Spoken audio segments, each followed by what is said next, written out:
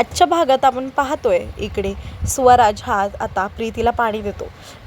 ज्योती ही विचारत असते की खरंच ताई नाटक वगैरे करते का, पण जर ही ती नाटक करत असेल तर मात्र ताई हे खूपच जास्त चुकीचं करते. ताईनी असं करायला नको. लगेचच इथे जी प्रीती सगळ्यांना म्हणते की मला माफ करा, मला माहिती आहे माझ्याकडून ही खूप मोठी चुकी झाली आहे, पण मात्र माझा तो अजिबातच हेतू नव्हता. प्रीती ही सगळी गोष्ट आता सगळ्यांना सांगत असते. इथे ज्योतीसुद्धा तिला म्हणते की नाही ताई तुझं बरोबर आहे.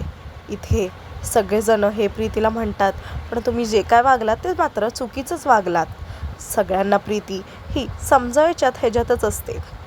आता इथे लगेचच सगळेजण तिला पॅम्पर करतात. तिला म्हणतात की आपण हॉस्पिटलमध्ये वगैरे जायचं का, तुम्हाला जर खरंच तसं वाटत असेल तर. प्रीती म्हणते की नाही त्याची काहीही गरज नाही, आता मी जाऊन थोडा आराम करते. तेव्हा लगेचच ज्योती म्हणते की नाही ताई तू आराम कर, पण त्याच्या आधी तू दीपची माफी माग. असं म्हणून प्रीती आता शॉक होते. प्रीतीला अजिबातच दीपची माफी मागायची नसते, पण सुलू सुद्धा हेच वाटत असतं. प्रीतीचा आता राग आहे तो खूपच जास्त वाढलेला असतो. इथे आता सगळेजण हे ज्योतीच्याच बाजूने असतात, कारण सगळ्यांनाच वाटत असतं की प्रीतीने ही दीपची माफी मागायला पाहिजे. दीपला खरं तर हे नको असतं, दीप चिडचिडपणा करत असतो, पण इथे प्रीतीचा तर आता राग मस्तकात गेलेला असतो. इथे पुरुषोत्तम म्हणतात की काही एक गरज नाही आहे, पण सुलू म्हणते की ज्योती बोलते ते बरोबर आहे, तू जे काय वागलीस ते चुकीचंच आहे, म्हणूनच तू दीपची माफी ही मागायलाच हवी.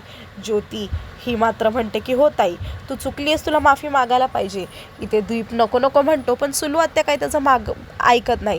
ती म्हणते की हा विषय जो आहे तो इकडेच संपला पाहिजे, काहीही झालं तरी तिने तुझी माफी मागितलीच पाहिजे. इथे लगेचच आता प्रीती जी आहे ती सगळ्यांना सांगते की तिने हे का केलं. ती सगळ्यांना सांगते की अचानकच माझ्या दादाचा आणि सुजयचा खुनी हा माझ्या चेहऱ्यासमोर आला आणि माझा राग हा अनावर झाला. इथे आता खरं तर सगळ्यांना जी परिस्थिती आहे ती माहितीच नसते की नेमका खून हा तर स्वराजने केलेला असतो, म्हणजे स्वराजकडूनच ते ॲक्सिडेंट झालेलं असतं, दीपकडून नसतं. पण दीपने ह्या स्वतःवर घेतलेला असतो हे मात्र फक्त सुलूला आणि स्वराजला माहिती असतं. म्हणून सुलू ही जोरात ओरडते की दीपने हा खून नाही केला आहे म्हणून. तेवढ्यातच सगळेजण हे मात्र सुलू पाहतच राहतात आणि त्यासोबतच इकडे स्वराजला माहिती असतं की हा सगळा जो राग आहे तो खरं तर त्याच्यावर निघाला पाहिजे, पण तो दीपवर निघतो. म्हणून इथे आता प्रीती जी आहे ती सगळ्यांना सांगते की तुम्हीच सांगा, मला ह्याच्यातून बाहेर निघायला थोडा त्रास होतो आहे आणि त्याच रागात माझ्याकडून ही अशी गोष्ट झाली आहे. इथे स्वराज मात्र आता टेन्शनमध्ये जातो. त्याला असं वाटतं की प्रीती त्या सदम्यातून अजून बाहेर निघालेली नाही आहे, तर तिचं हे वागणं खरं तर बरोबरच आहे, कारण तिचा आरोपी हा दीप नाही तर मी आहे.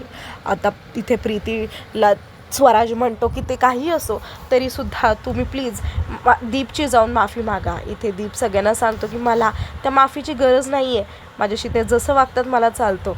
स्वराज हातात दीपजवळ येतो, त्याला म्हणतो की मला काही एक माहिती नाही, त्यांनी तू चुकीचा नसूनही तुझ्यावर हात उचलला ते मला मान्य नाही आहे, नाहीतर मी सगळ्यांना सांगून टाकेल. तर इथे लगेचच बाबा म्हणतात की ह्याची काही गरज आहे का. तर इथे आता बाबांचं जे म्हणणं आहे ते मात्र दीपला सतत टोचत असतं.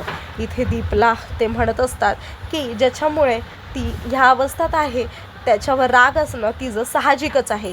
असं म्हणून इकडे आता सगळेजण मात्र कुणाचं काहीच ऐकत नाही, फक्त प्रीतीला म्हणत असतात की काहीही झालं हे चुकीचंच आहे, ताईने हात उचलला नव्हताच पाहिजे होता. ज्योती ही सगळ्यांना सांगते. आता प्रीती ही लक्षात घेते, म्हणते की आता मला काही करून ह्यांचं माफी मागावीच लागेल, कारण मला जर पुढे जायचं असेल तर एक पाऊल मागे यावंच लागेल.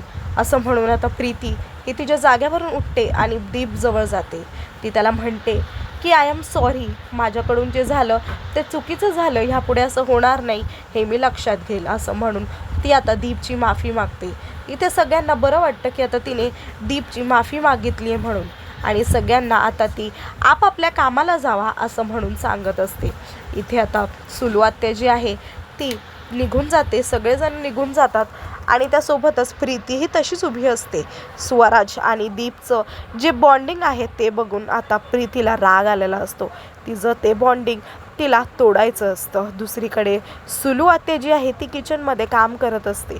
तिने आता दीपला किचनमध्ये बोलून घेतलेलं असतं. तेव्हा लगेचच दीप म्हणतो की काय झालं नाही, तेव्हा तर म्हणते माझं माझं मी करेन, पण आता तुला का माझी गरज पडली आहे. तर लगेचच आता ती म्हणते की इथेच उभं राहा आणि मी जे जे काय मागते ते मला दे. असं म्हणून ती त्याला एक एक सामान म्हणजे चाकू आणि त्यासोबतच चॉपिंग पॅड आणि त्यासोबतच कांदा टमाटा त्यासोबतच बटाटा ह्या सगळ्या गोष्टी मागत असते. आणि ती त्याला सांगते की मला थोडा कांदा वगैरे चिरून दे. असं म्हणून लगेचच दीप तिला म्हणतो माझं मूड कसं करायचं ना चांगलं आहे, तुला चांगलंच माहिती आहे. असं म्हणून इथे ज्योती ही मात्र त्या दोघांना पाहत असते. त्यांचं बॉन्डिंग किती छान आहे हे मात्र ती बघत असते. आणि त्यासोबतच इथे ज्योती ही म्हणते की खरं तर हा माणूस बाहेर कसा आहे आणि स्वतःच्या आत्यासमोर कसा राहतो हे मात्र बघण्यासारखंच आहे. इथे दीप आता त्याच्या आत्तूला बाजूला काढून स्वतःच पूर्ण भाजी जी आहे ती बनवून टाकतो. इथे तो वन बाय वन सामान घेतो आणि मस्तपैकी एक अशी भाजी रेडी करतो, ज्याच्यावरती त्याच्या आत्यासोबतचं त्याचं जे मस्तीखोरपणा आहे ती ज्योती मात्र लांब उभी राहून सगळं पाहत असते. ज्योतीला तर मात्र त्यांना पाहण्यामध्ये खूप मजा येत असते. तिला असं वाटत असतं की ह्यांची जी धमाल आहे हे दोघं खूपच जास्त मजेत आणि आनंदात करतात. त्यासोबतच इथे आता दीप जो आहे तो एका साईडला येऊन कांदा चिरत असतो आणि त्यासोबतच रडतसुद्धा असतो. इतक्यातच आता सुलू आत्या ही मात्र त्याला बघते आणि म्हणते की रडतोयस ना तू. तर लगेचच म्हणते की मला माहिती आहे कांदा चिरतोयस म्हणून तुझ्या डोळ्यातून पाणी येत नाही आहे, तर खरं तू रडतोयस मला माहिती आहे. आणि त्यासोबतच मला माहिती आहे की दादा जे बोलला त्याचं तुला वाईट वाटतंय. असं म्हणून इथे आता दीप जो आहे तो तिथून निघून जातो, कारण की त्याला आता फार वेळ तिकडे थांबता येत नाही, कारण त्याचं रडणं हे त्याला सहन होत नाही. असं म्हणून सुलू आत्या पण आता त्याच्या मागे मागे जायला निघतच असते. इतक्यातच इथून ज्योती जी आहे ती सुद्धा पुढे यायला निघते. तर अचानकच ज्योती ही तिच्या विचारातच असते आणि सुलू आत्या त्यासोबतच ज्योती हे एकमेकांच्या समोर येतात. सुलू आत्या ही मात्र ज्योतीला म्हणते की काय गं आमच्यावर पारड ठेवतेस का, तुम्ही सगळी फॅमिली हे सेम आहात का आणि अशीच आहात का, तुम्हाला आमचं सुख हे बघवतच नाही आहे का, चांगल्या गोष्टी हे आम्ही करायचं बघतो, तुला मी सांगितलं होतं ना की तू दीपपासून लांब राहा म्हणून. असं म्हणून ती तिला रागारागात निघून जाते.